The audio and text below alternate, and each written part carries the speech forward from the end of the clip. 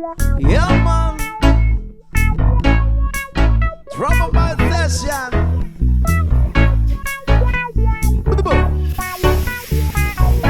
Another reggae flavor for the trouble guys. Watch out.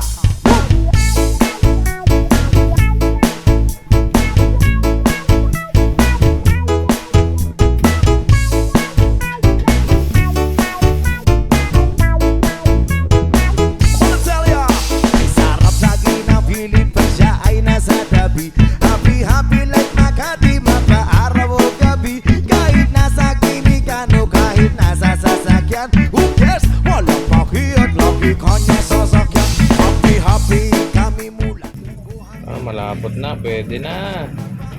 Isa't kalahating kilong malagkit. Sa LA, 2 linggo sa Manhattan. Isang buwan walang kwentuhan, isang buwan walang sundutan. Pagbalik sa Maynila, ako ay nananabik. Mabaliw-baliw ako sa kanyang mga alik. Okay lang di maiwasan na mamiss minsan. Pero pag kami nakita, aking pangigigilan. Di ko siya titigilan when she comes. Di ko siya titigilan when she comes. Di ko siya titigilan. Papalabang kakalo nito mga lod. When she comes, ang ganda ng aming samahan at walang nalalamig. Mas kasama kasawa ang aming dinadaig. Araw-araw kwentuhan, araw-araw kibuan, araw-araw yuyugan, araw-araw sundutan. Yun o, bihi ko mga idol. Yan. Yang buong pamilya pupunta sa Thailand. Wala akong kakwentuhan, wala akong kasundutan. Kaya ang aking buwan, matamlay isang buwan.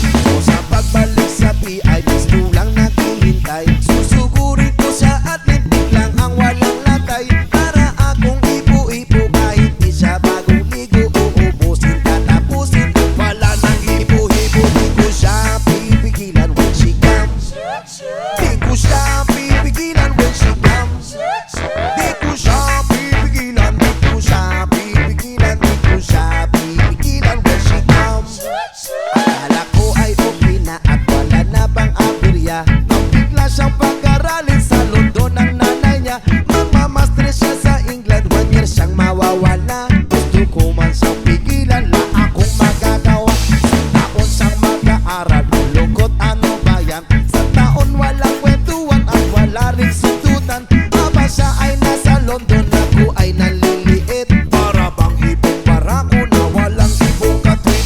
Ipunin lang ang galit at ibuhos sa telephone. Kontrolin ng ayaw paawat na testosterone. Pinangako sa sarili na aking pagtitisan. Pag nakita muli kami ay wala ng awatan. Di ko siya titigilan when she comes.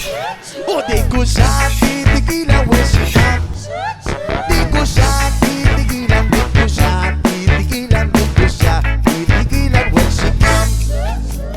Ito na ang ating pansit sa puro. Yan. Di ko siya titigilan when she comes.